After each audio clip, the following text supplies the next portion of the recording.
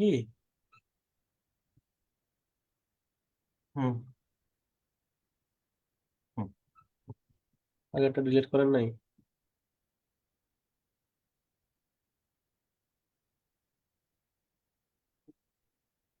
না, ডিলিট তো অলরেডি।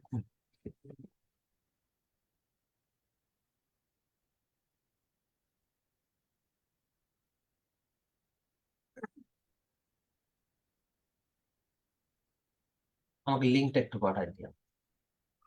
দাও, শেষ করে দিয়েছি। বিআইএম লাইভ পাবলিক না? অডিয়েন্স কই? অডিয়েন্স পাবলিক তো করা আছে। আচ্ছা, ওকে। Copy link. আমাকে একটু লিঙ্ক দেওয়া যাবে? জান, দেন লিঙ্ক দেখো, মিউট করেন, ফলে কথা শোনা যাইতেছে। আমাদেরটা কথা শোনা যাচ্ছে? হ্যাঁ। কোত্থেকে আমাদেরটা কথা শোনা এটা যাবে? আপনি যে লিঙ্কটিং কথা বলতেছেন সব শোনা ঠিক যাইতেছে। আছে। আপনি দেখেন।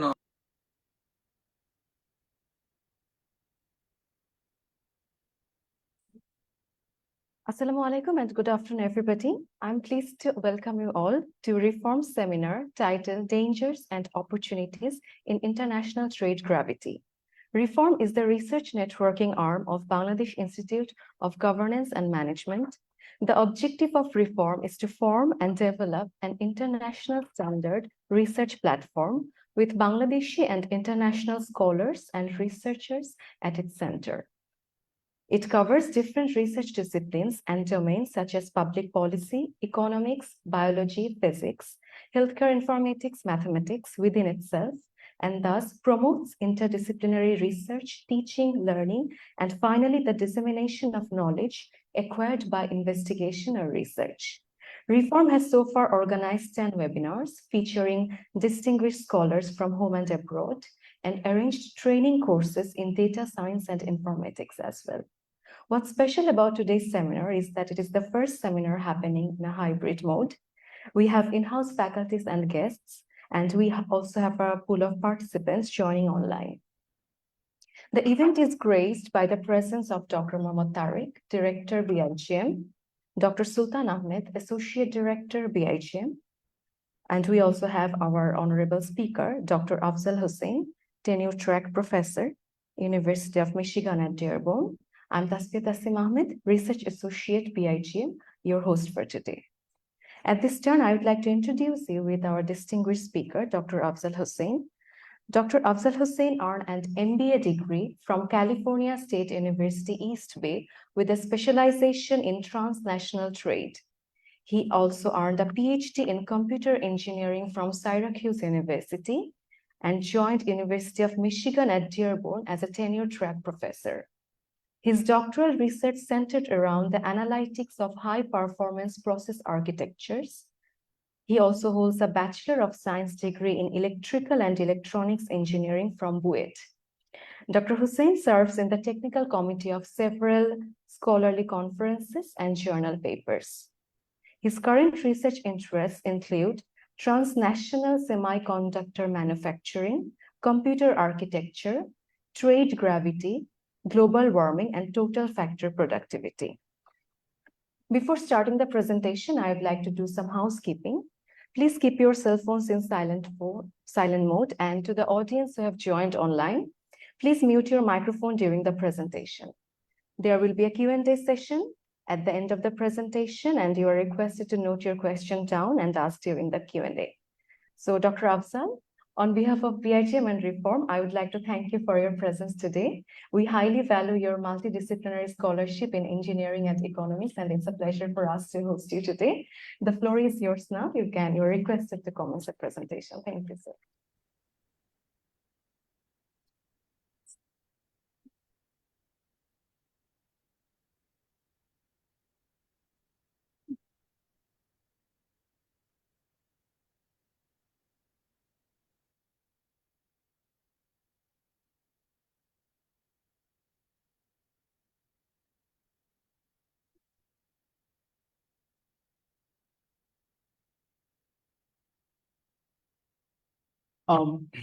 Your Excellencies and honorable audience, let me go directly to the point.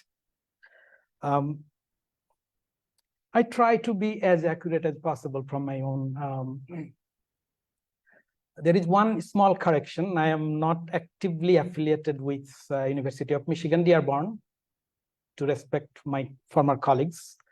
I do all my research through my own company called Nanova Corporation, which you see at the bottom of your the technical slides. So that is the branding of whatever we are doing currently.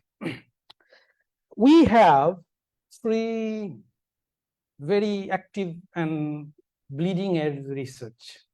And this is where whatever I talk about becomes very confusing, because my research background is in computer architecture, which is actually one of the research. And I have little bit of trade related academic background also that connects me to trade. And then there is the primary subject today's presentation is actually related to trade.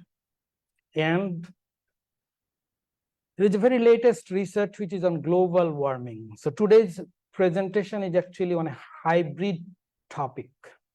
It's a multidisciplinary for sure. And let me lighten things up a little bit. The subject is actually related to political economy and somewhat related to finance also. And what I learned through the last 3 years of my research is that no offense if there are political economists among you or hardcore finance researchers among you, no offense, but they are very arrogant people because they take on the most challenging problems of our society. I learned it through reading through their papers, not through personal interaction with any one of them. Just reading their papers, they're very arrogant because they know that the problem that they're talking about also happen to be the most challenging problems that the humankind is taking on. They knew it as they wrote, as they talked. And fortunately or unfortunately, today's presentation is actually walking their footsteps.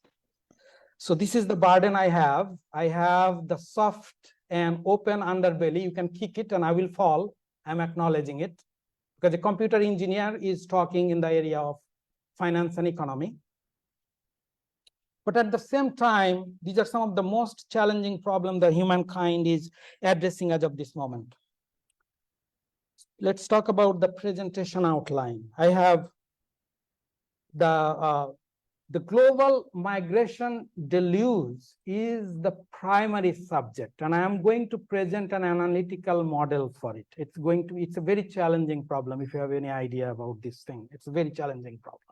So I'm taking significant risk in terms of presenting a model itself.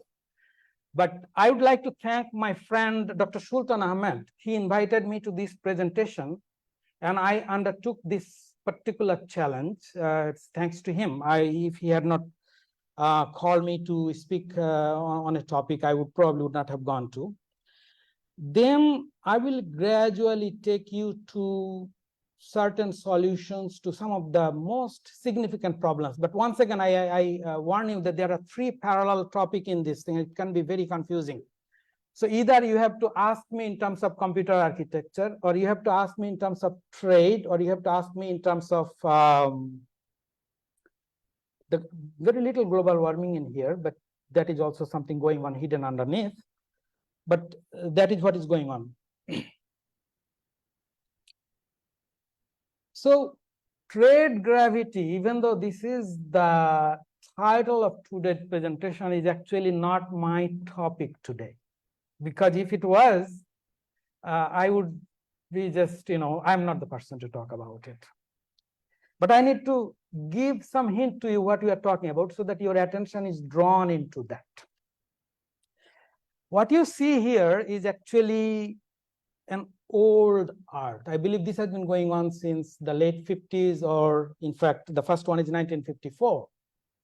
And we are talking about this thing in 2023. A whole lot has happened. This is empirical observation. The so-called trade gravity has empirical merit and no sound, pure mathematical merit. Let me say that outright. That means we are talking about the empirical nature of a subject. And in economics, any theory that you go, even the basic supply demand theory,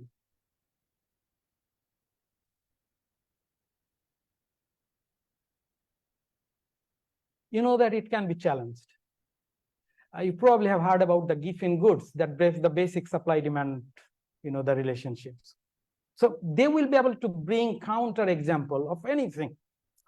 So that is the challenge. And that challenge is for everybody, just for me, just for any other economist or any other, I'm a computer engineer.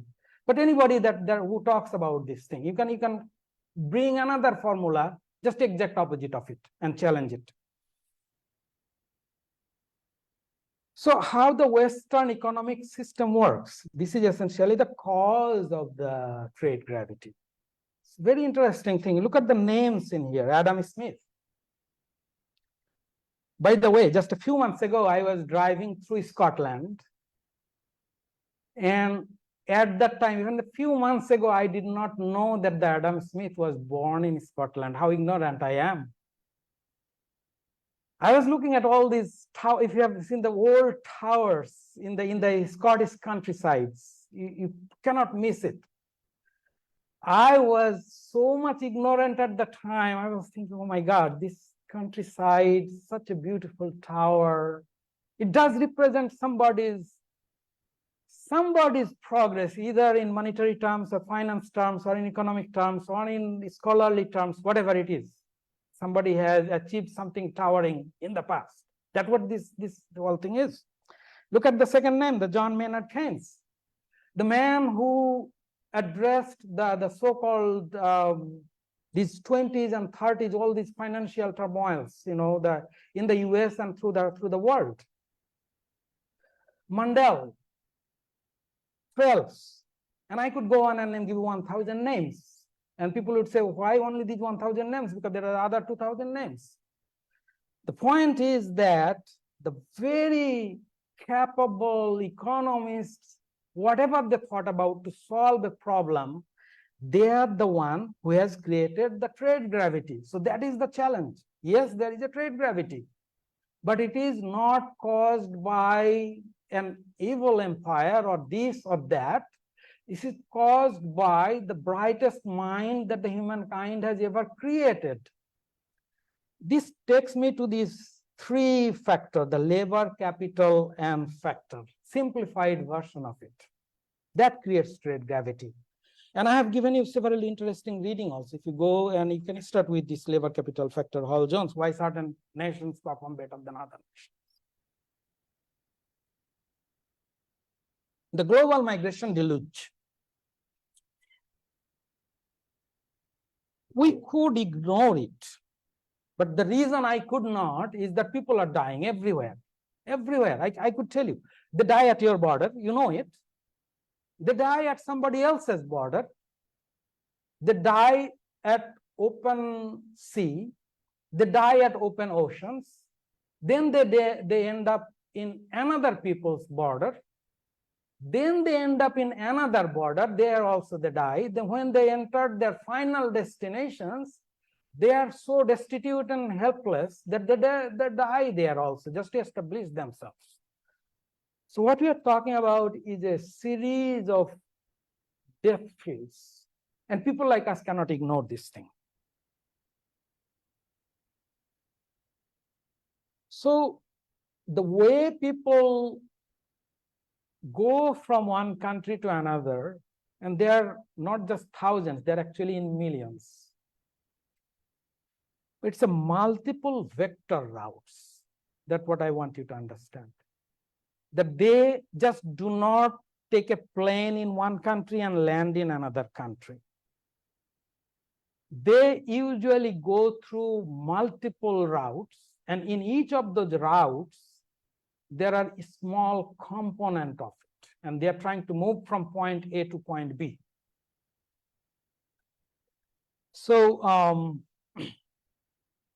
But look at this thing interestingly. Lot of activity in Southeast Asia and in Africa, and lot of destinations that is ending in North America and in Europe. And from Europe also, they are going to South America and then trying to go to North America again.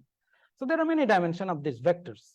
But it is also curious to know where the arrows are not there.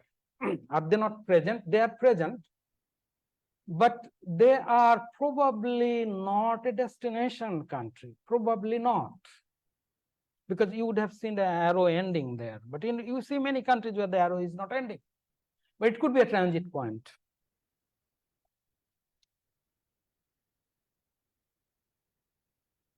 So the research methodology that we have applied, first of all, our clue is the trade gravity. That kind of like tells you for theory what kind of paper to read, what kind of books to read, what kind of the minds to follow.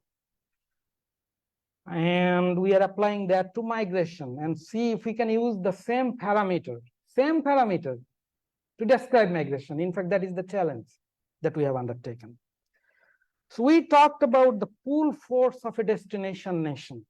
And there are not that many destination nations, interestingly. The push force of the origin nations. And good amount, number of those origin nations are in Africa and in Southeast Asia. Put that into something called a migration force. Those of you know physics, like sometimes the molecule moves from one end to another and try to go. Definitely there is a force that makes them move. So we try to understand, create a migration force equation for it. And then we could not ignore the catalytic effect for migration. There is something that just cannot be explained by the pull force or the push force. There has to be some kind of catalyst that is making them to move. So the equations looks very mathy,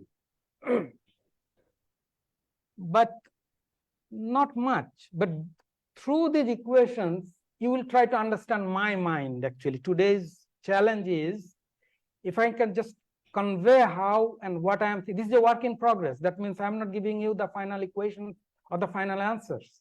I'm saying that this is a work in progress, but then again, what am I thinking and how am I thinking? And you will be following my mind through these equation parameters. So in fact, as the audience, I'm throwing this challenge to you also. So what I have is a number at the end. This is the first glimpse of these equations.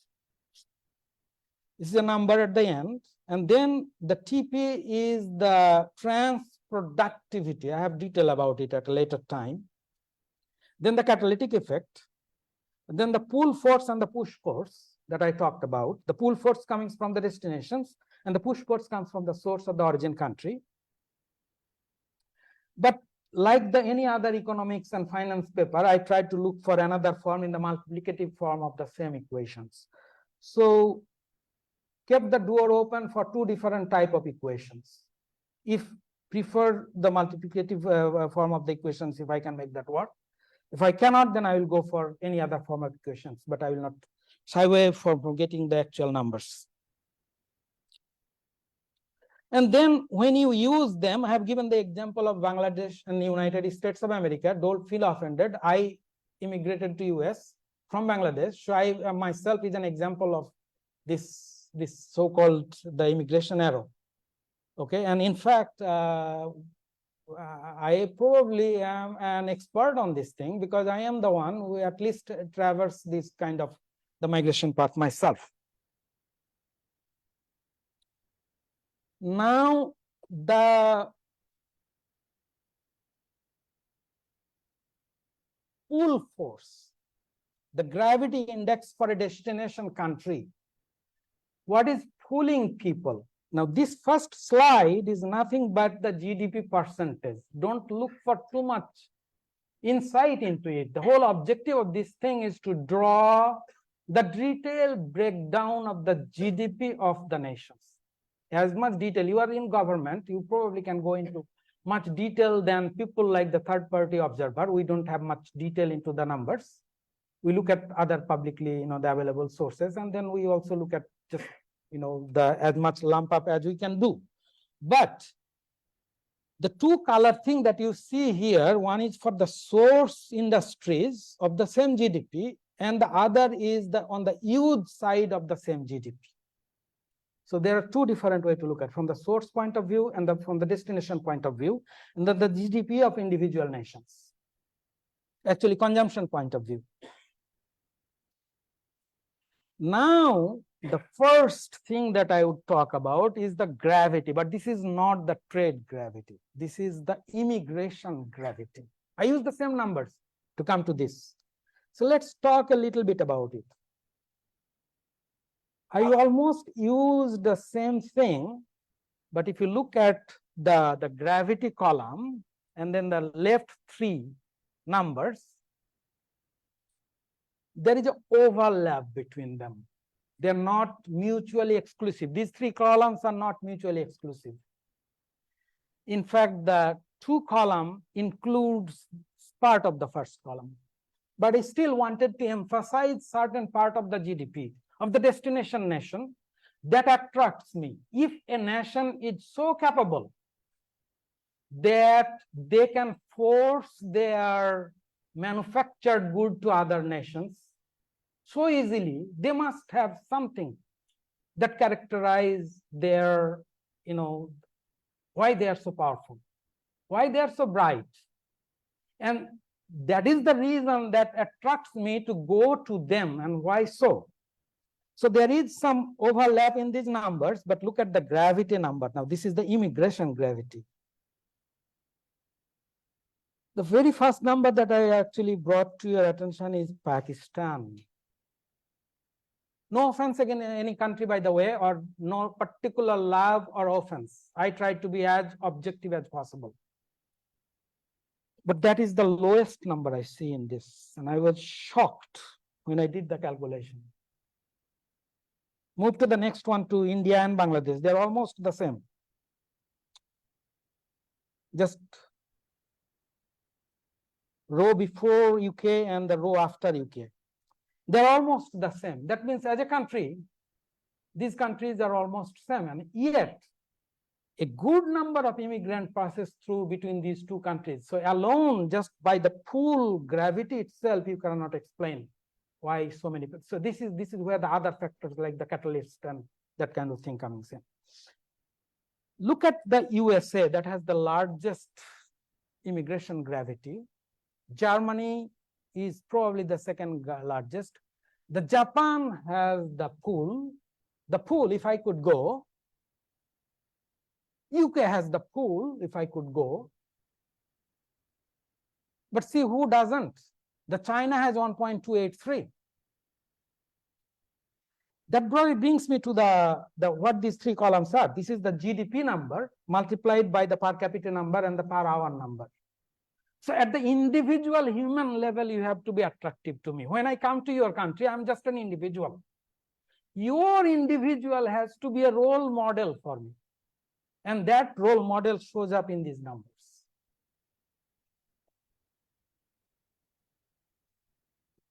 Then comes the inverse welfare index. This is the origin. I want to leave a country not just because, something that is inverse welfare. And again, very objectively. To get started, there is a welfare index, but that is not enough for this thing. But the welfare index takes your mind to the area that you should be looking at. Why we like a particular country? We like because of leisure, because of perhaps equality, although I'm talking about inequality, mortality, life expectancy, morbidity. Hang on, I cannot go into the detailed definition of these terms, but the crime, natural environment examples, the welfare index is the goodness feeling of a country. The inverse welfare index is why I do not like a country. and be as objective as one can. Don't show any bias. And there are plenty of hint in the example paper how to go about it. So this is our one of the terms. The trans-productivity. This is very interesting. Is very interesting. First of all, there is a productivity term, and that is the paper. If you go and look at what makes one nation better than other, produce more than others. It's very good. But the trans-productivity is a different term. Trans-productivity is when I am an immigrant moving from country A to country B. I know what my background is. I'm trying to go to country B. I am also at the same time thinking about my potential in country B. Will my education, will my training, will my culture help me succeed in my destination country, achieve as much as they can in the best case possible scenario, or at least a good percentage of it. And that is captured by this trans-productivity. So what I did is the productivity equations and added a lot of trans interpretation of the numbers. The K is the pure capital part of it. Immigrants sometimes have immense economic advantage in their destination country, believe it or not. I could go and give you example of it. Because your capital backing of the immigrant can be augmented by the origin country that the destination country people do not have. So those two are separated. Then on the education side, you are bringing in a diversity than the destination population do not have. So that is the human training augmented side of, again, the simplified version of labor, factor, and capital. So the human augmented labor side of it can be significantly more than even the destination country. So not necessarily an immigrant is disadvantaged in a destination country. Not necessarily. And then there is the factor side of it. That is also shows up in labor and you know the infrastructure side of it. That is primarily the destination country's attribute. If you add them all together, you get the trans-productivity. So you can go pretty detail of this thing actually.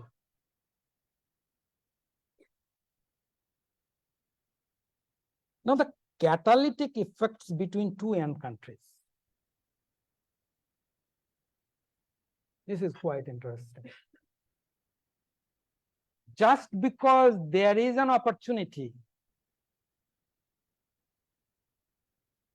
just because I want to immigrate from point A to point B, does not mean that I will immigrate.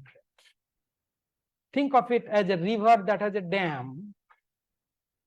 There is a tremendous energy on the higher level of water, and there is a tremendous energy gap between the lower level of water, but there could be a dam that is blocking the flow. So that must be overcome, and this overcoming part is doing the catalysts. This catalyst happen at many different ways. There is a very interesting side of this thing. So let me, if you have followed my mind, how am I going about it? So if you read this news, this one says how 500,000 people moved north. They are talking about one of the Central African nations, Central Latin American nations. You can go and read this article. It's a very political article, but the politics is not my today's subject. I wanted you to understand the form of catalysis. The one that is making, it could be rivalry between two nations.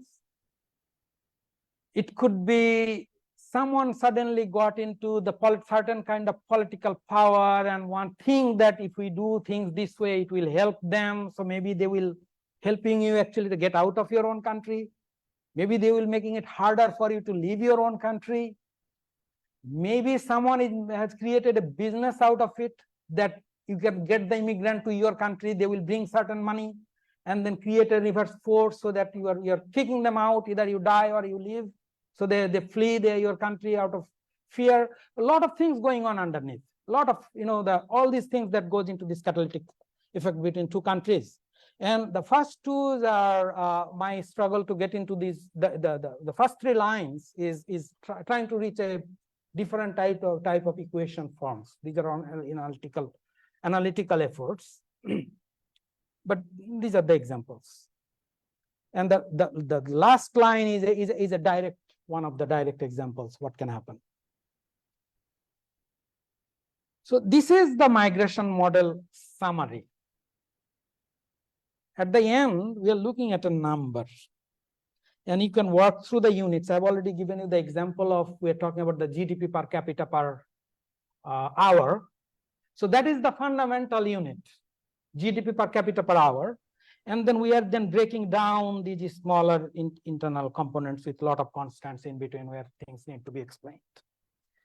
What we can do, there is a little bit of, the total migration is the one that we are trying to explain, but the X plus the explained part, the X is the smallest component that still cannot be explained.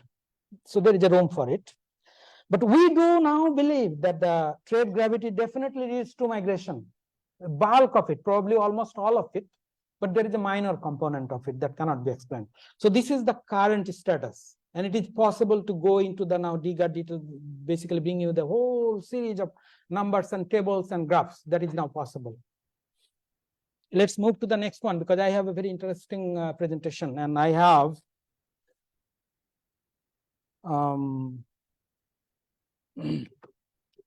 very interesting presentation.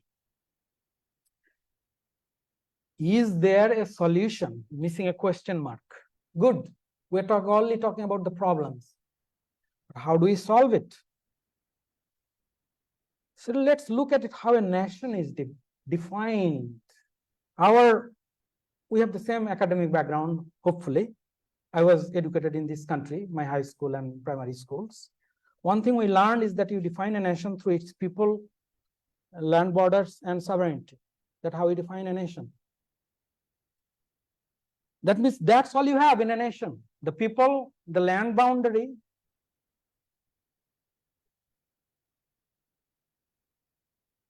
and all the freedom in the world, what you want to do.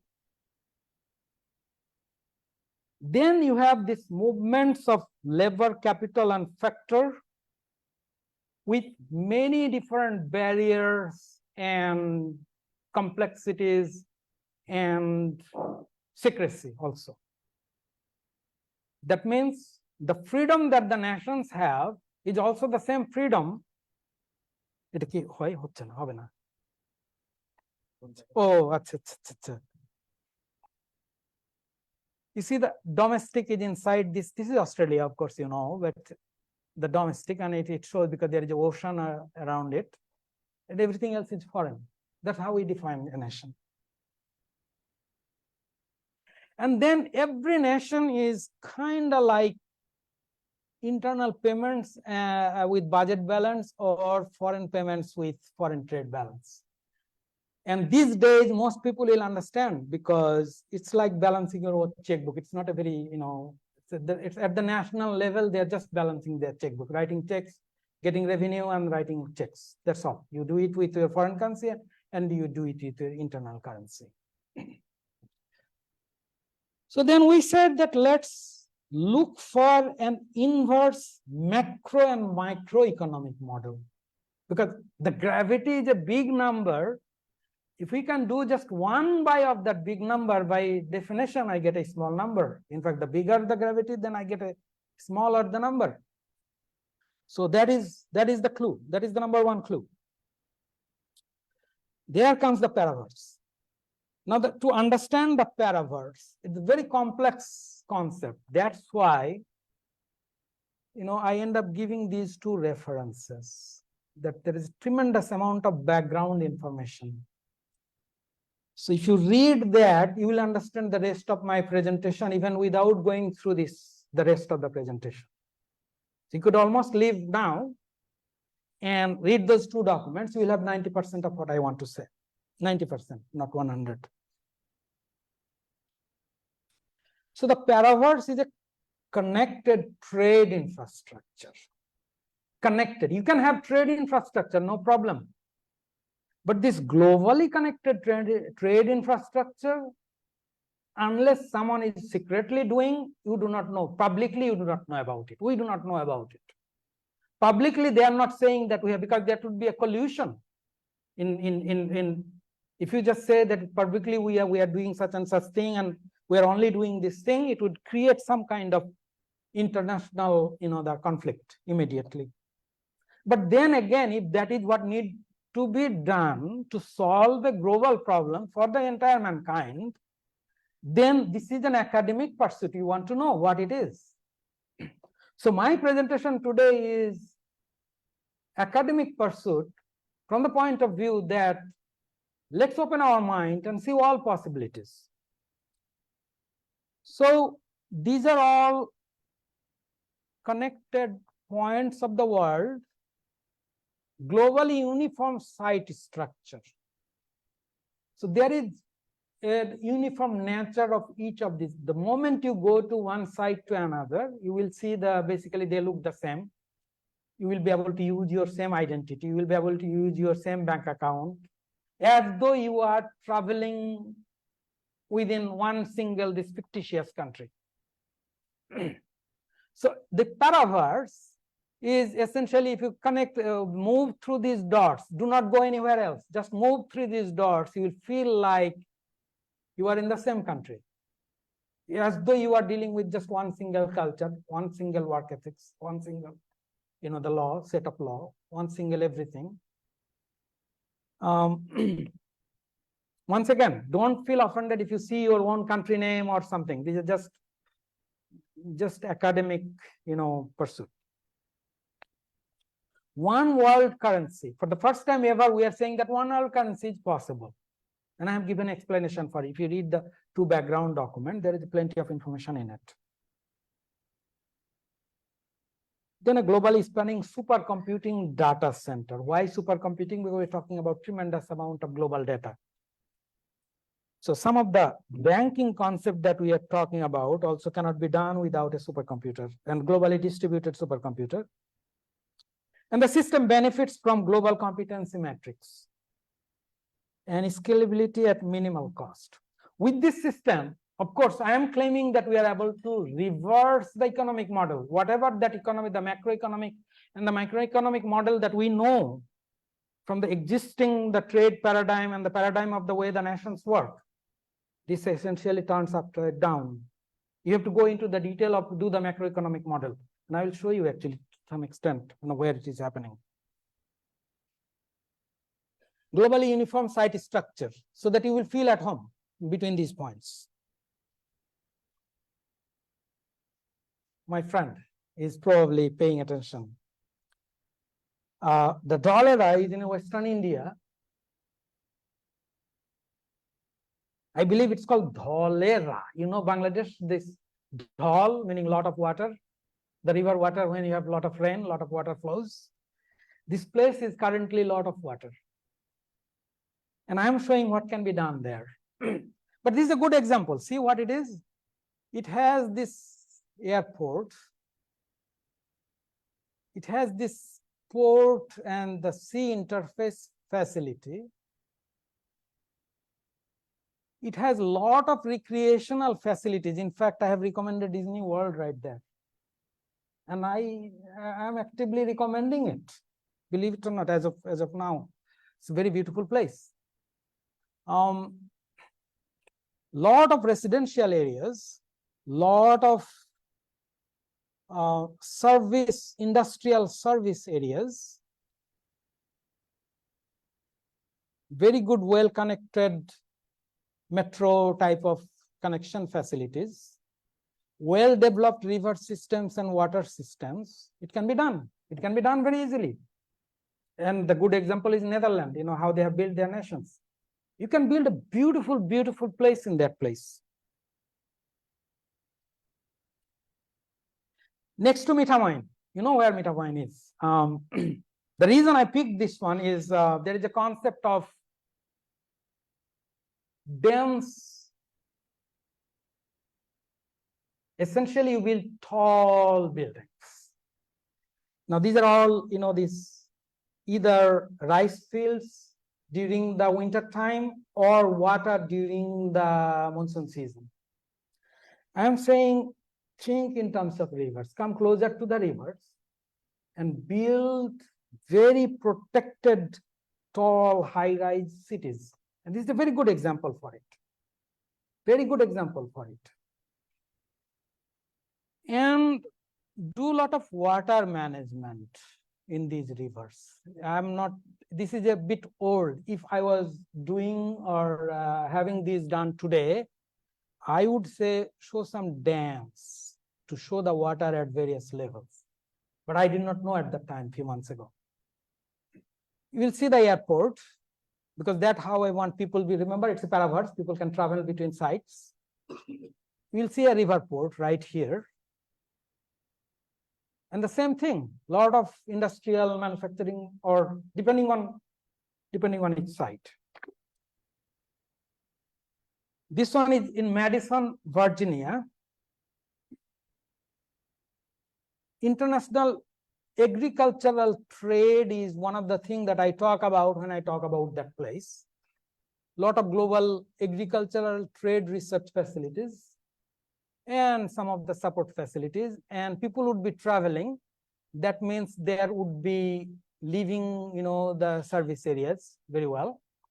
And this one does not show any airports because the Virginia is within a very developed state. There are ports and airports that is nearby that can be used equally with equal ease. But this is one example. The next one is in Warrenton, Virginia.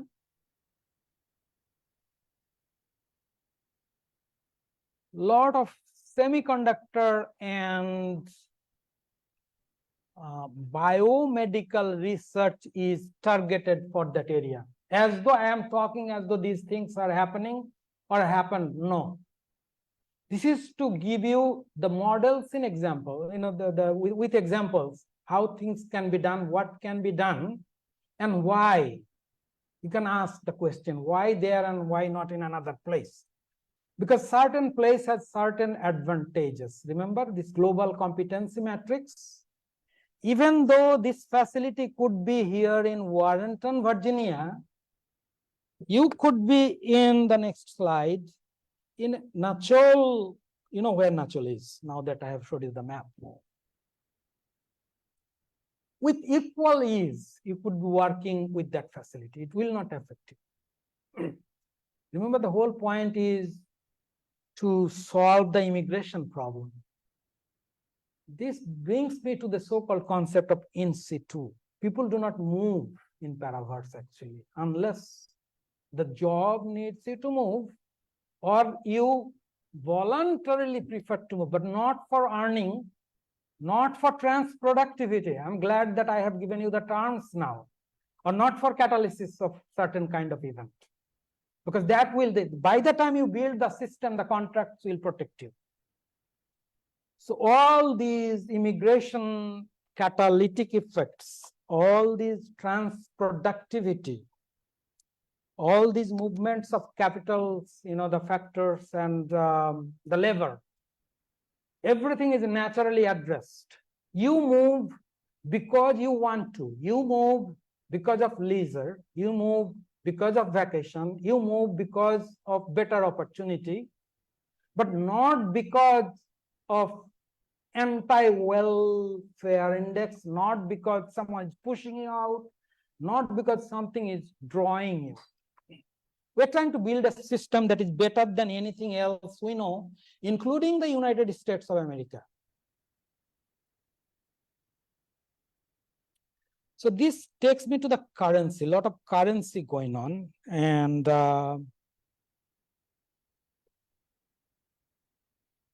let's talk about the super ID.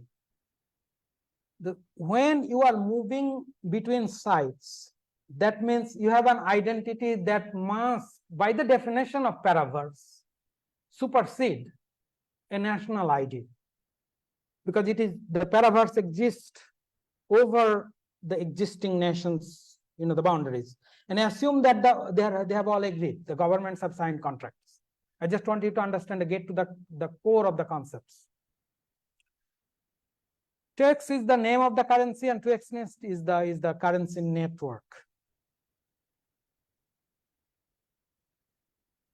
So the last line is the inclusion and bankability at minimum cost. The inclusion is a the inclusion is a primary point in our concept. We must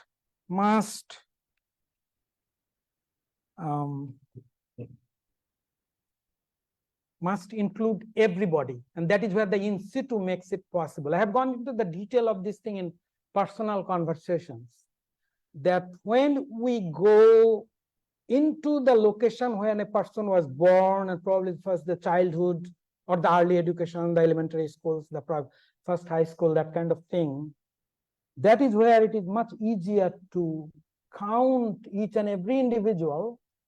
And then through the Paraverse model, it is possible to extend each and every service that we are talking about, essentially eliminating any barrier that they may have in situ from wherever they are. Why integrated logistics? Make it easier for everybody.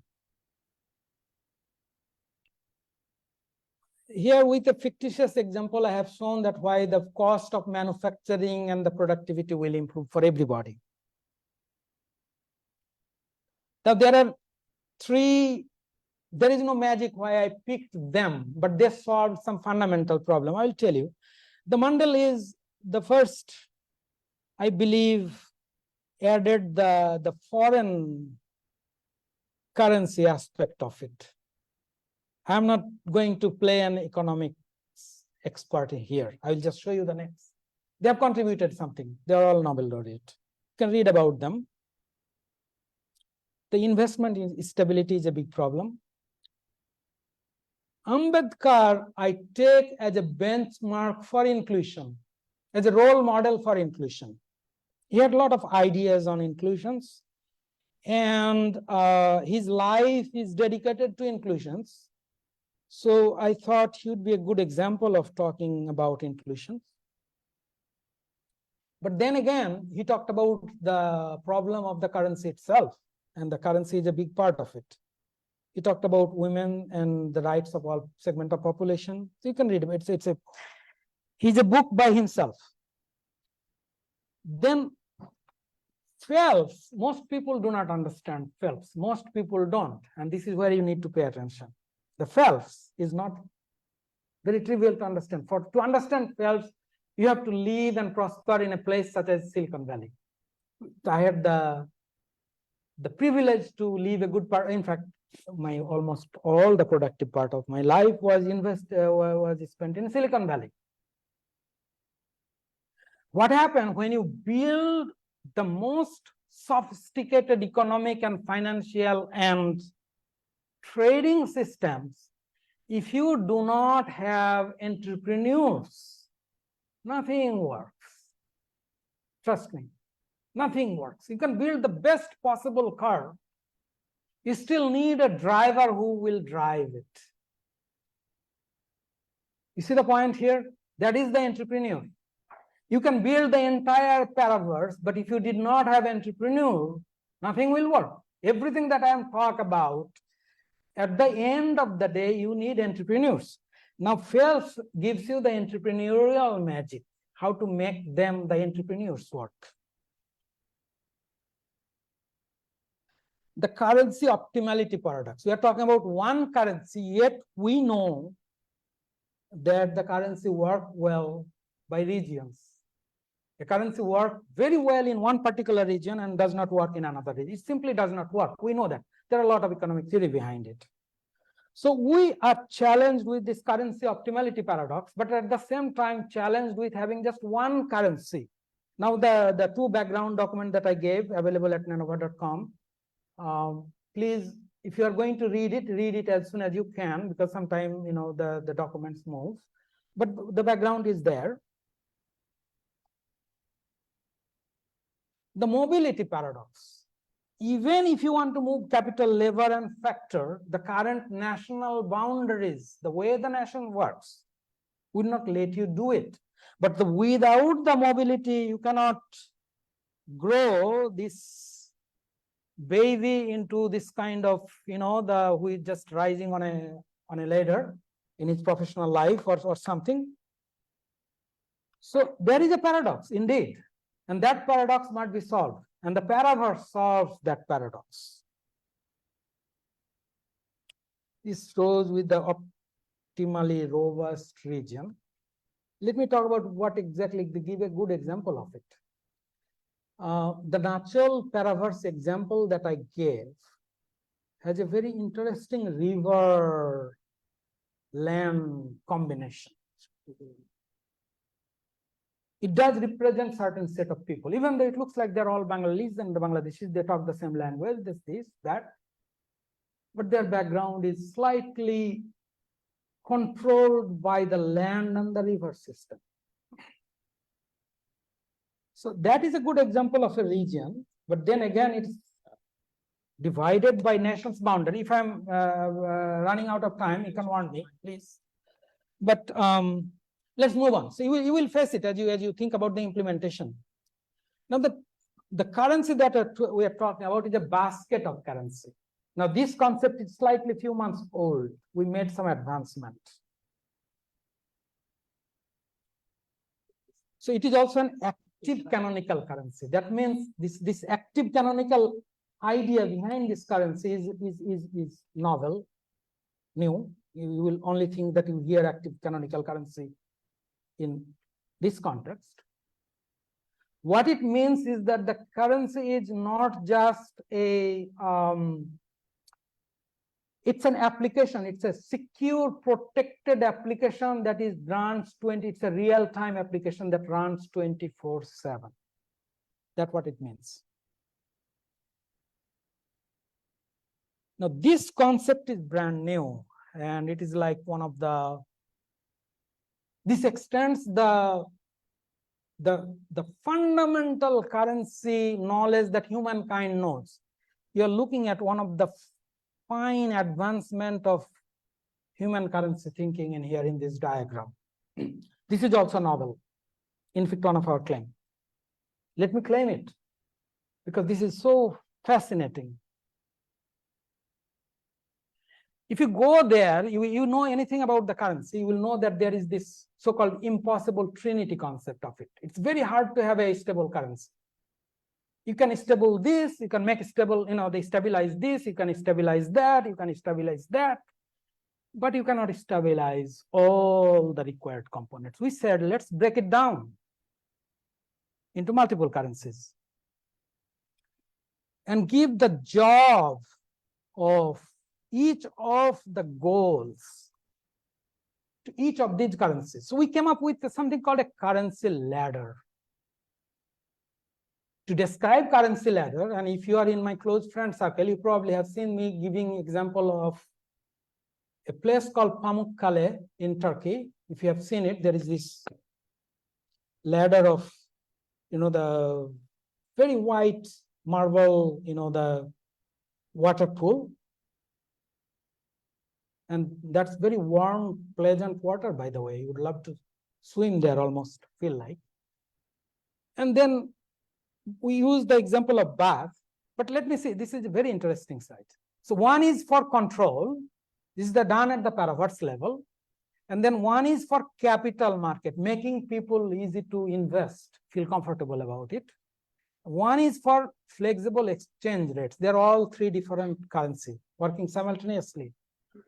and still leaving the local government to run their own currency. This part we call the landing currency. This is my landing currency. Move on. So this active canonical currency run on a supercomputing platform, which I call the Victorian platform architecture. So that's where this computer architecture research comes in. One total economic systems, that's the Paraverse.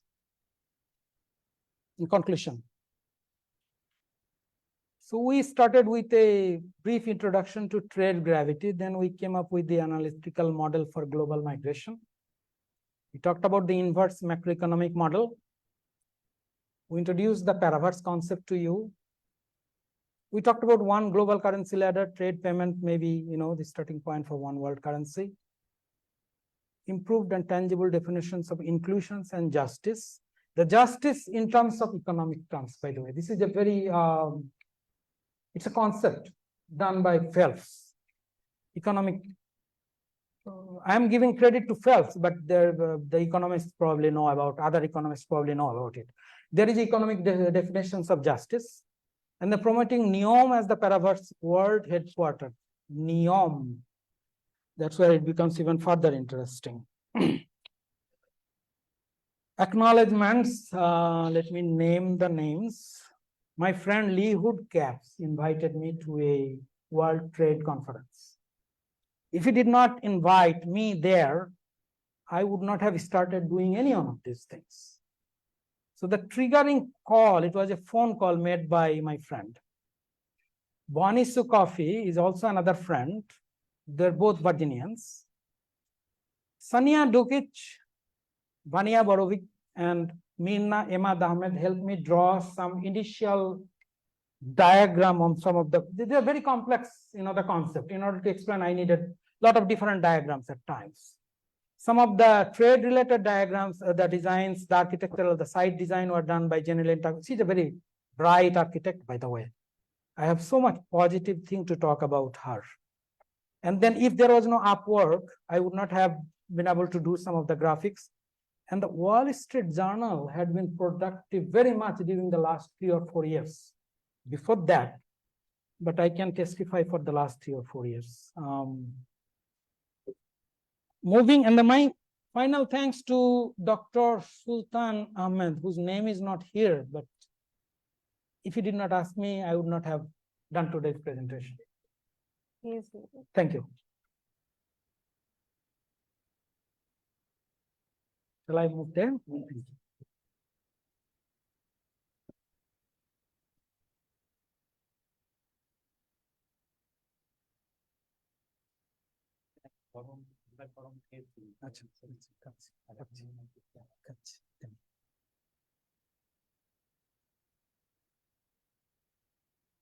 আপনারা question করতে পারেন, আমি খাবো উত্তর দেব। Thank you, Dr. Afzal, for your interesting presentation. You presented a set of brand new concepts extended from currency ladder and Paraverse. Now it's time to move to the Q&A session. We would first take the online question and then jump to in-house question. If you have joined online, you are requested to use the raise hand function of Zoom to offer to present your question. I will give you a minute to please raise your hand. For in-house question, the mic will be delivered to you after we have completed the online question session. Thank you.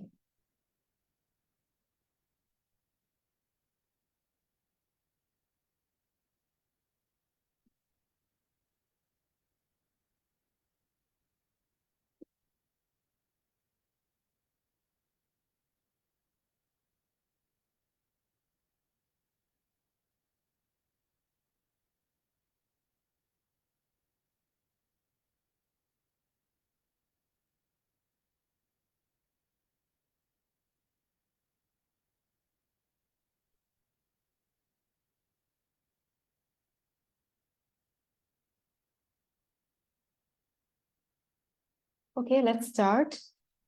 Dr. Mohammad Sarwar, are you with us? Yes. You hear me? Yeah, we can hear you. You're requested to present your question. Okay. Well, first, I would like to thank Professor Abdul Hussain for presenting his research paper on a very complex issues like global migration, global trade using the gravity model. As we know that global trade migration is heavily affected by or impacted by the global geopolitics. So I would like to know whether you have thought about the Prebish Singer's center periphery theory to explain these phenomena, because center periphery theory may explain these things better, because at the end of everything, politics determine global trade and migration. Thank you. May I? Sir, can we take all the questions first and then you can answer? It's up to you. Is it okay with you? If I forget anything, you got to remind me, but thank you.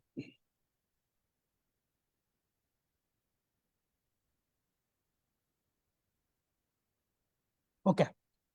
Let's Sir, to the next question. Yeah, there's a question in the chat box asked by Mr. Yusuf. He has asked two questions. First is, during the era of fiat money, how would you establish trust among the contending nations to follow and trade on a single currency? And secondly, as per Mundell-Fleming model, government interventions may result in lower capital mobility. This ultimately reduces the possibility of paraverse making progress. How would you convince the governments to allow high mobility of capital? These are the total three questions asked online. Dr. Can Afzal, you repeat the third question? Yeah, sure. Can you As repeat? per Mundell-Fleming model, government interventions may result in lower capital mobility.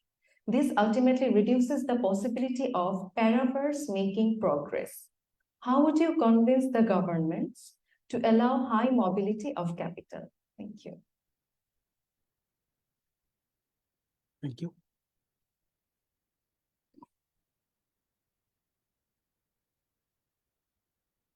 Shall I answer? Yeah, you can answer the question. Okay.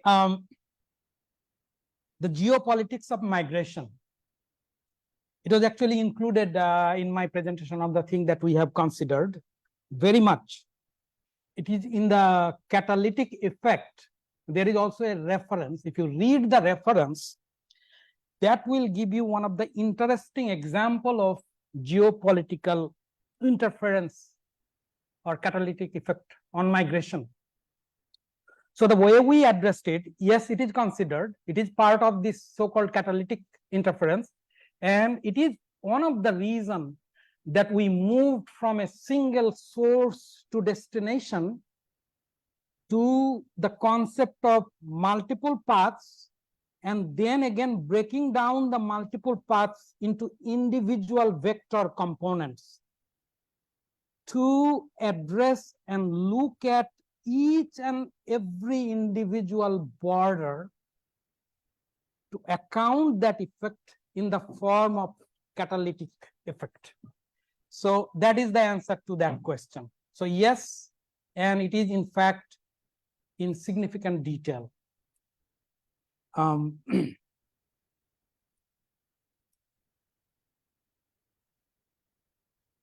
The second question is trust in single currency, Mundell-Fleming model. They are referring to the, I believe, this so-called impossible trinity, that kind of thing.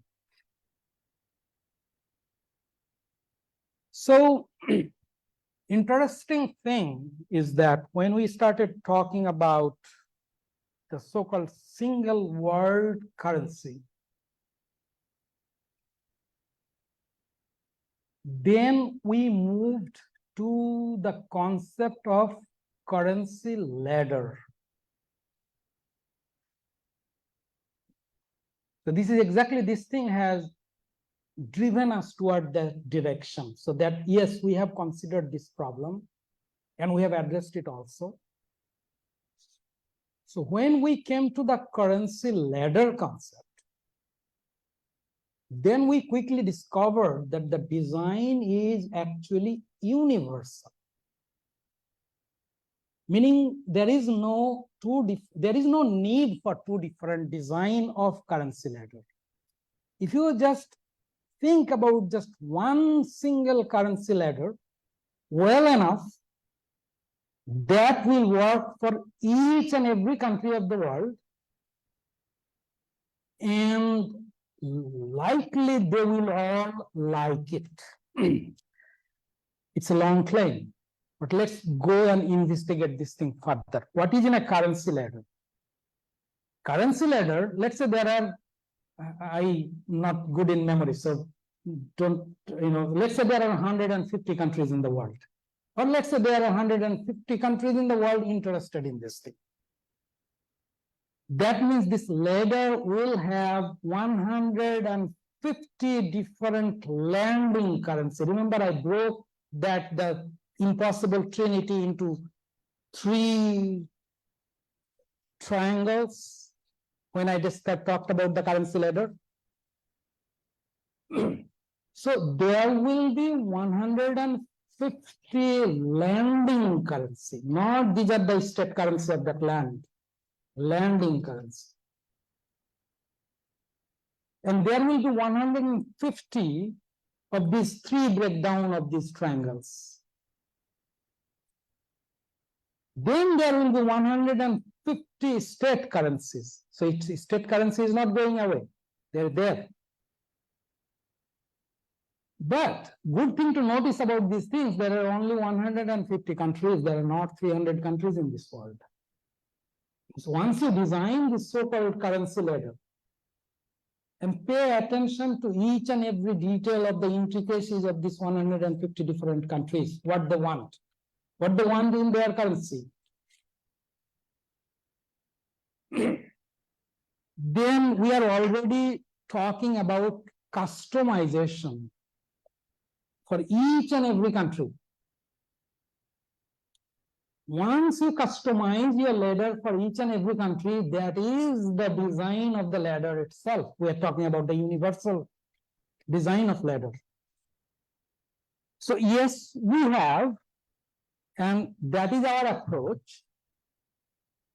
And the government has the chance to be part of the universe at its entirety, or do an experiment with it in a small area to minimize the interaction of their state currency and what the, not every government is playing with their own currency, by the way. Not every government is managing their own currency. Good number of governments are doing, but not all of them. Currency management is a big headache for the governments. It needs significant amount of talent. So they can start with small scale experiment and see if it is the right thing for them. So that is the answer to the second question. The third question is high mobility, government interfering in capital mobility.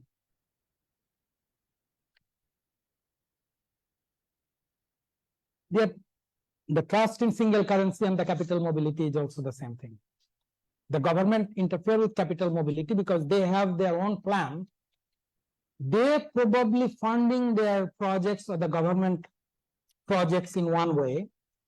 It will just give them more option.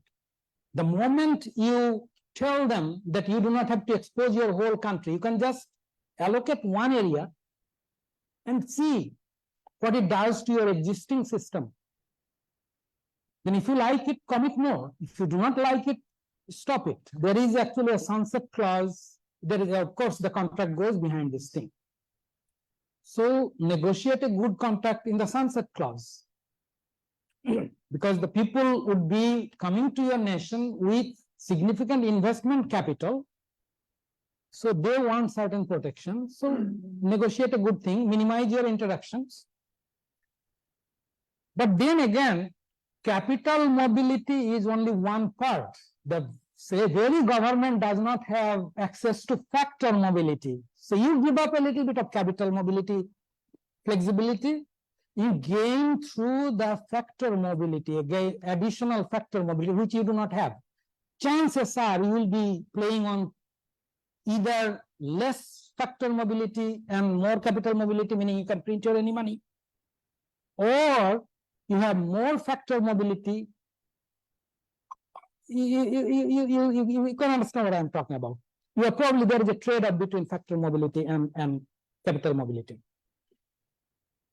What I am saying is that they will very quickly discover their sweet spot, what they can deal with. So even that, we believe, once we communicate well, they will probably understand and they will say, let's give it a try. In fact, that is the reason I said that I'm hopeful about one single currency. That is the very reason that once they see the beauty of this thing, system.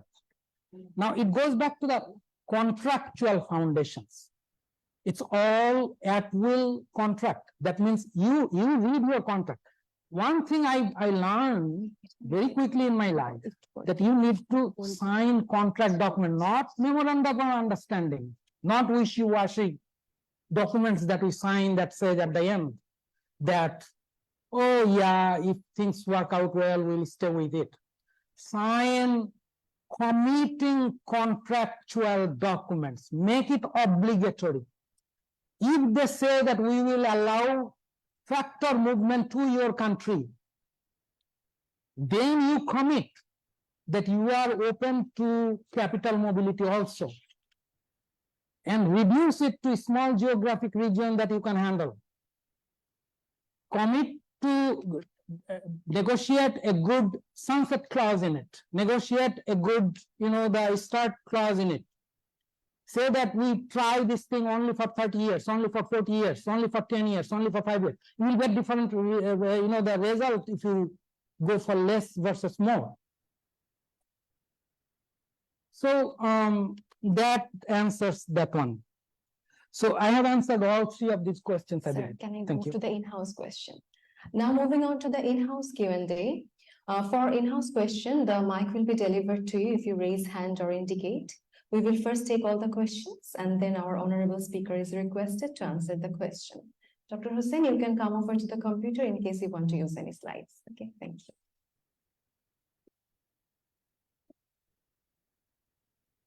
Will I need this?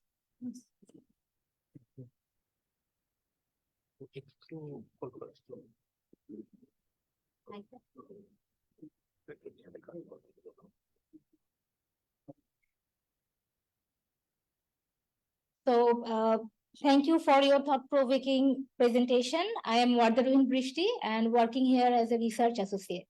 So as my background is computer science, so I want to ask you that you are proposing a single currency model or proposal here. So why not propose a new concept in Bitcoin or cryptocurrency, as that cryptocurrency already solves trust issues. Already you had a question on trust issues on a single currency, and cryptocurrency has already some advantages, and also there are scopes to some potential advantages also. So that's my query. Thank you. Very interesting comment.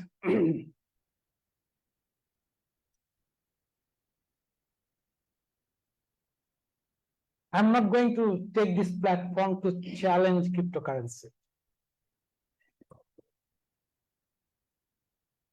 Only thing that I will say that the problem that we are solving, cryptocurrency does not solve it. Okay, so we are operating in a different problem domain. I am talking about a world economic, brand new, the Paraverse economic system. And then I'm talking about inclusion. That means it is a sort of a reverse government relation also with the, remember I call it a super political system also at the same time. So instead of just one central bank or one single authority, we have site-specific central banks, and then each central bank is running their individual copy of that so-called universal currency ladder. So what problem it is solving? It is solving the problem of trade and manufacturing, the global trade and manufacturing, the supply chain, the depth of supply chain, the mobility of capital, the mobility of factor, the mobility of labor, remote working, the global competency matrix, inclusion, including the segment of people that cannot work. Let's talk about the energy policy. You will see that we are not talking about the same problem anymore. In fact, they are not talking about these problems. They are simply talking about a transaction and how to pay for a transaction. A good example is, pardon, fine. No slide needed, because in fact there is no slide for this thing. Let's talk about the Paraverse energy policy. That is a very recent one, added in the last few weeks only. So in Paraverse energy policy, we are putting a lot of emphasis on ethanol and hydrogen. It's unheard of. You are saying that a village in a remote area, we are talking about the most advanced energy concepts such as hydrogen and ethanol. It becomes, and then not only that, we are talking about giving the ownership of those industries to the in situ segment of farmers. The business people will not like it.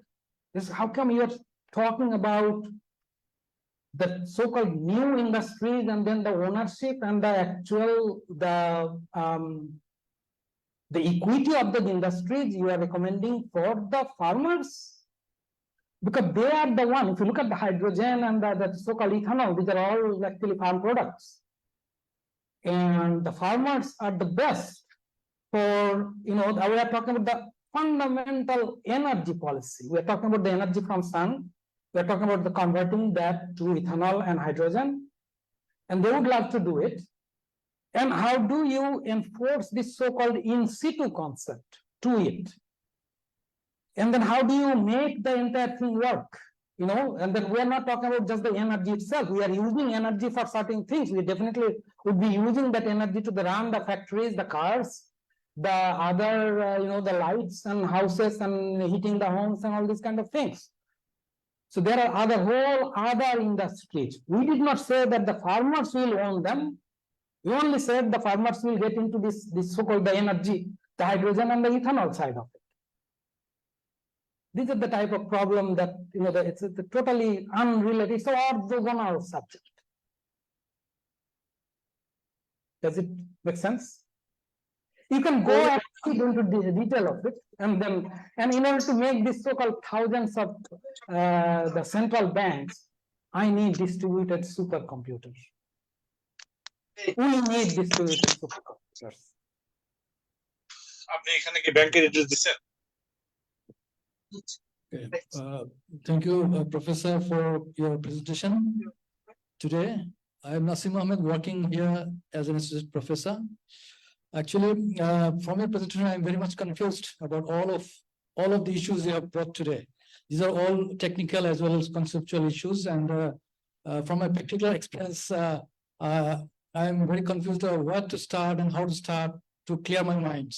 In fact, all of your slides need separate presentation, maybe more than 1 hour, to clarify all the points you have raised.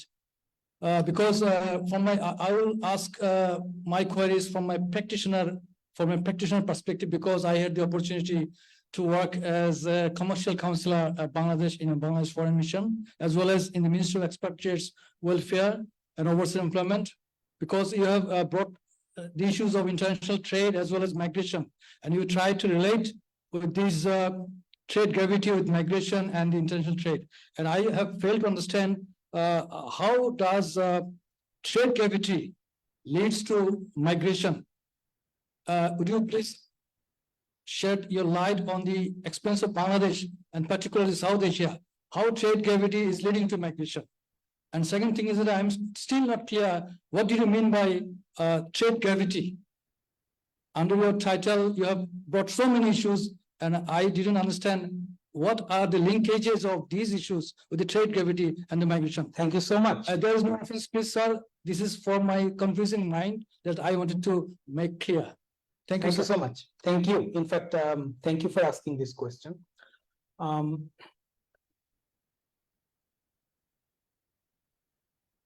One of the things, I'm trying to give you clarification on different things.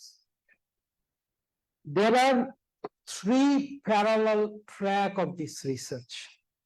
In order to get down to the detail of it, you have to pick one of these 3 tracks. That will give you one kind of clarity.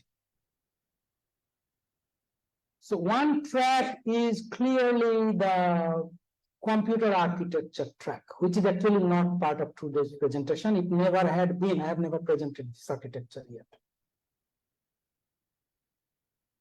The second track is the global supply chain part of it, which has nothing to do with migration. There is this paraverse, is essentially a manufacturing and business infrastructure, global business infrastructure. That is a track by itself. So you can eliminate all the problems of the world and simply say that, tell me how manufacturing works in this paradigm. That is one track. The third track, that is not so clear cut, is related to global warming, migration. It's a very difficult track. And that is where you saw this global warming and migration coming into the trade thing. No? That is what you essentially. So in order to eliminate any kind of confusion, it's a multidisciplinary, by the way. One single discipline cannot do even one of these. Even the computer architects could not solve the problem alone. You need other, the discipline people. So hopefully that will help you if you now have these 3 tracks. Now the global warming and migration, let's take your direct question. That is in fact the model. Let's put back the slides, the analytical model slides. Let's see how it works, including the trade gravity. Let's go back to the slides. Where are they?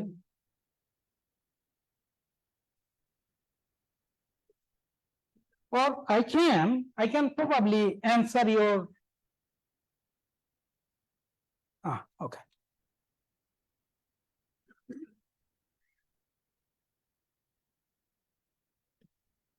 There are only 2 slides on trade gravity. Let me show you those 2. And I quickly shied away from it. I did not make it today's presentation topic. The reason is, even for the trade gravity, there are serious challenges.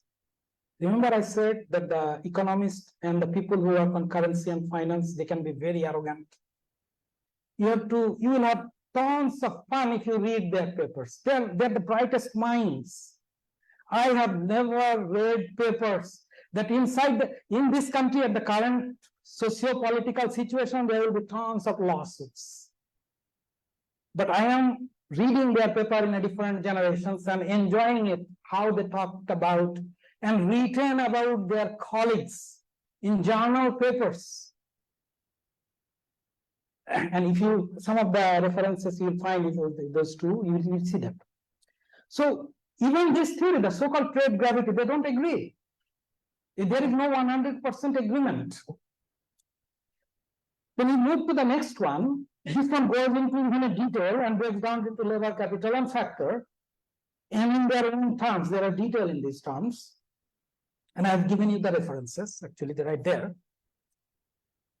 And then only comment that I am making is that these brightest minds, Adam Smith, John Keynes, Robert Mundell, Edmund Phelps, these are the type of people who have created this trade gravity.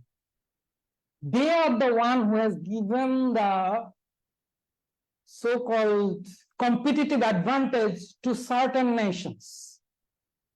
Read them, follow them to your advantage, ignore them to your disadvantage. But then again, if you just blindly follow them, you will be creating yet another trade gravity. The brightest and the most successful thing that you can do by reading these people, you can very well create another trade gravity, but you have then multiplied the problem. That is not the topic. I said these are the people, so we need to reverse their whatever they have done. So that about the trade gravity. So that was not part of my thing. When I moved on to the migration problem,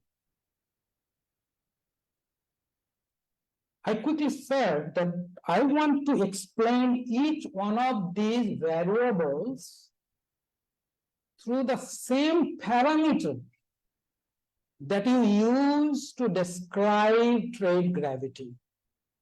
See the parallel? Same parameters.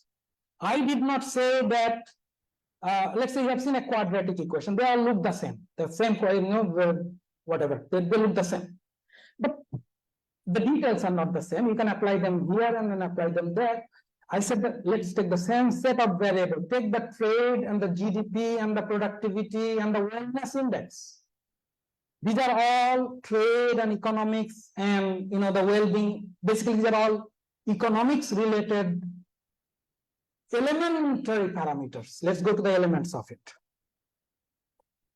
So at the end, this model, and this is a work in progress, you will be able to come up with M in terms of trade data. Now, it already creates a trans implication. Remember, you are using trade data. Try to explain immigration, the total number of immigrant M. That is the merit and demerit of this model. If I have succeeded in my analytical model, then I have already indirectly proven it. But remember, it's a one-way proof. Let me go back to the last one. If you look at it, third one, I actually deleted one of them. The line that I deleted, yes, trade gravity explains migration. Then again, we are talking in empirical terms. So I'm talking about proven theory. So you will be able to challenge it, just like any other economic theory. You will be able to come up with the exact opposite of it. No, migration has nothing to do with trade gravity. Somebody will probably write a paper on it. But here the conclusion is, my conclusion is that yes, trade gravity leads to migration, and the bulk of the global migration can be explained that way. But I still left some room for me in the small variable called X. I said I cannot explain 100% of it, maybe 95% of it, just to protect from this kind of question. So thank you very much. So there is no way I can answer your question, but these are the type of minds. Let me tell you, take you back to the so-called given goods and the supply-demand equations. So the very basics, people will say, if they do not know about the so-called given goods, they will say supply and demand, this is kind of like a math, right? Elementary math. You learn it at your high school and you say, oh yeah, I understand everything. But then wait until you see what is called given. Why do somebody pay thousands of dollars for a belt that you can buy for, let's say, $5? What creates that extra $4,995 of value? So in economic theory, each and every theory you go, you will be able to come up with an exact, you will be able to challenge each and every one of, including Adam Smith and the Keynes and Phelps and all of them. You will be able to challenge them theoretically and come up with mathematical expression. So I welcome your question and I thank you for asking the questions. And in economics, there is no solid answers, nor are there any solid questions. Believe it or not. You'll pretty soon will see that these are all empirical. Even the brightest minds in economics, they're all talking empirically. Thank you. Assalamu alaikum, sir. This is Dr. Mohd Abdul Latif. I'm working here as an additional director. My first question is, sir, there is a migration like from, suppose you think about migration from Bangladesh to Middle East. like the low skilled labor migration. And in Middle East, there are other migration like high skilled labor force from USA, Canada, or European countries. So in your study, these things are considered like a migration from Bangladesh to USA. It is like permanent set of like they want to stay there or for permanency. But in migration from Bangladesh to Middle East, there is you mentioned about transproductivity. In from Bangladesh to USA, you have transproductivity, and in case of Middle East, it is also transproductive because they can driving, they can do other easy jobs.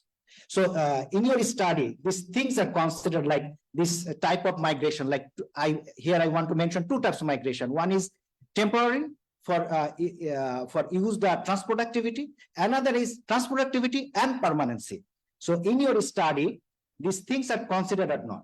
And in your slides, you were mentioning about trade gravity relates to this migration. We know that with the Bangladesh and China, there is huge trade, but in the case of migration, it is not like that with the USA or European Union. It is the two questions. My third one is in Asian countries like Cambodia, they have like infrastructure, like it stands near the sea, so it has seaport, but there is less migration to this other part of the world which have pull factor. My fourth question is, you are mentioning about one currency. So I want to know about what's the one currency or single currency. So what are the challenges?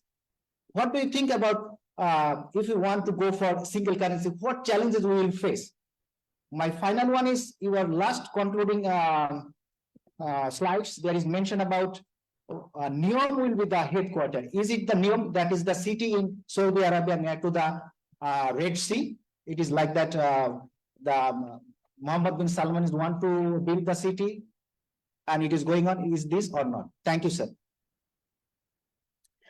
Let's take the most difficult one first, and you will have to remind me of your questions also, because there are like 4 or 5 part of it, and definitely I will miss something.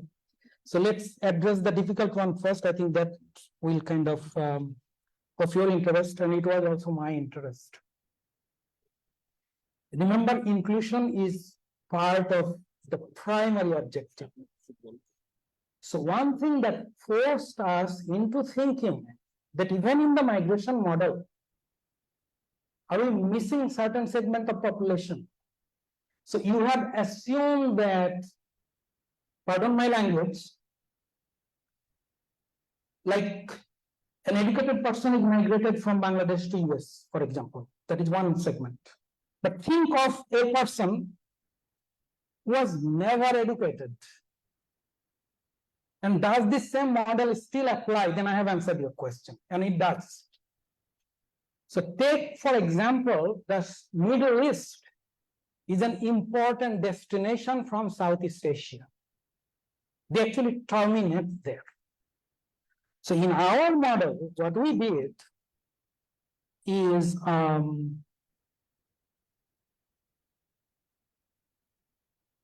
trans-productivity part is considered at various skills levels.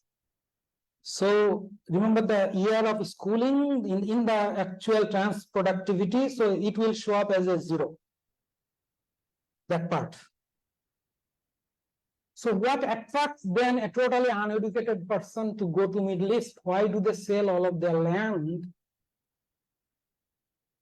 just to go there and work an unskilled labor?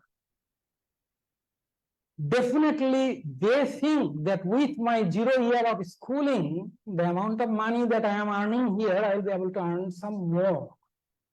He's doing that calculation. So that is part of this model. And then why are they ending in the Middle East and not going anywhere else? That is also part of this, because that will be this so-called catalytic event. If the same person could freely go from Saudi Arabia to United States, there was no barrier whatsoever. I'm almost sure that that person would want to go, then take the flight next to United States. Almost sure about that. Almost, not all, but that is the catalytic part of it. Like there are barriers. So the answer to your first question is yes, and it's part of the models, and they're hidden inside the trans-productivity and at various academic levels. So that is considered. The second thing I saw, that I have answered a lot of currency related question, by the way, the why they will do that. That is the currency ladder concept. That it's a universal currency design that we believe that everyone will like at the end. I missed most of your question, by the way. By the time I got this notebook, I sort of, what have I missed? Sir, my second question was Cambodia, in a Southeast Asian country. They have the country has the land port, the seaport, and there are some many pulling factor like the people can migrate to Australia or USA, but they have less migration to their neighbors like Filipinos, Vietnamese, so what are the factors that is going into the catalytic? I have good Cambodian friend, by the way, and I have learned good things from them. So I can tell you that the Cambodians migrate to other countries for sure. Okay. So the question is, why? So they are all considered. Maybe I have not shown them by arrow, but there are people migrating, and you can apply the same model. And there could be the catalytic force that is preventing from crossing certain border and the more difficult way than versus another border might come. Might be easier for them to cross. So those are the catalytic factors.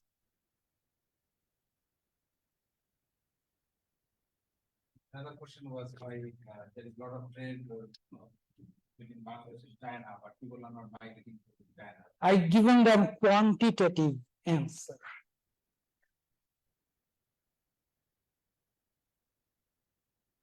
Look at the China's number, gravity, 1.283. So given a chance, what is the next larger number? Larger number would be 1.283, 1.283. That is the Mexico. 1.293. No, 219. No, it's still behind China. So I will probably go to then Japan. Why China?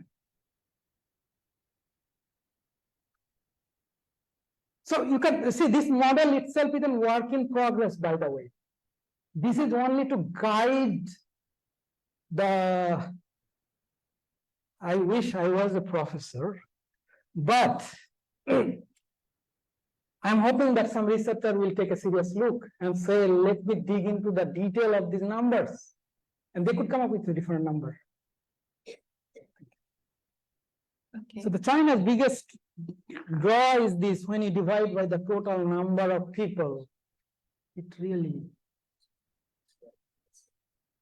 Okay, so if there are no any in-house questions, we'll move to the next round. Thanks, Dr. Afzal Hussain, Thank you so for much. addressing all the questions minutely. Now I would like to request Dr. Sultan Ahmed to present a word of thanks.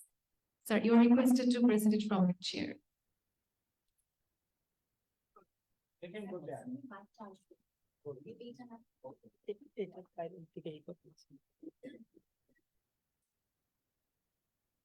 So Dr. Afzal, thank you very much for being with us and for delivering something different for me and also for some of the audience. But it was indeed a thought-provoking presentation and a lot of questions rising.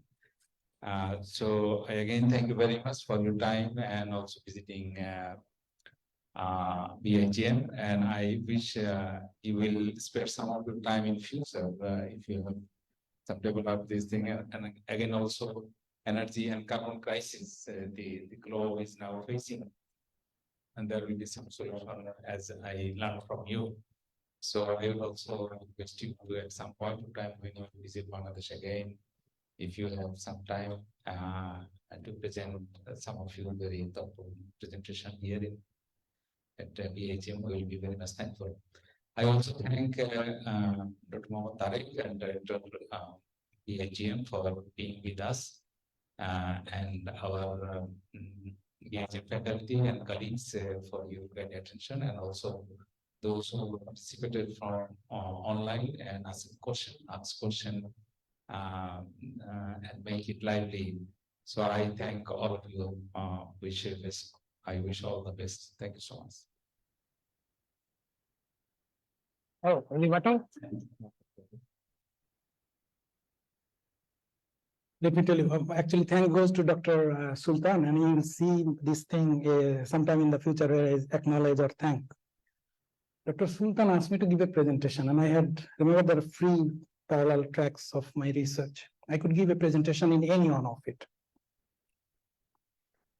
But the migration one, if you look at the human cost of migration, and I live in the United States, and a lot of people die at our southern border, a lot of them. And it looks sometimes totally inhuman just to even to see that people are suffering that way. So when I said yes, and I will do a presentation, believe it or not, I was totally unprepared, but it was the challenge and the so it was not a personal, like I'm solving a big problem, and so it was not like that. It was totally driven by, if there is good in it, that can explain what is happening. So one thing I know is that the trade gravity problem. By the way, until May of this year, until I went to a conference in May in Virginia, even the world's most renowned economists were talking extremely positively about trade gravity, that it's a good thing. It creates so many jobs, it improves so many lives, it raises living standard.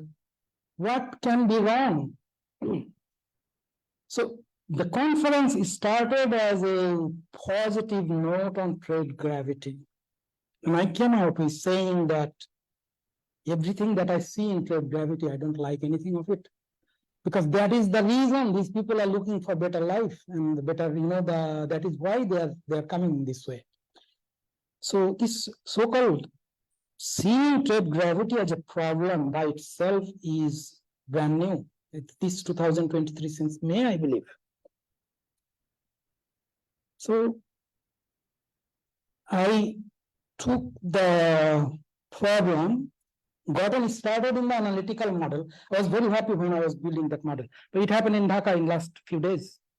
So thank you, Dr. Sultan, for inviting this thing. And I'm hoping that this will be the beginning of some serious research. And you are in government, as you know, you have a lot of resources. If you saw anything that is, you saw something that looked good, drive your own research and see, because they are driven by problem, not driven by me. Don't worry about me. If you can solve, if you like any of things and you have the capability to further the research, please do. Thank you. Thank you, Doctor.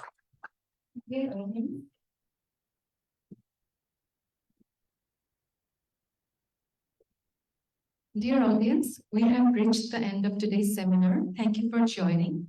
You can stay connected to Reform by our Facebook page and group. You are also invited to visit our website at www.reformbt.org. We look forward to seeing you in the next seminar of Reform. Thank you and wish you a lovely day ahead. Assalamu alaikum.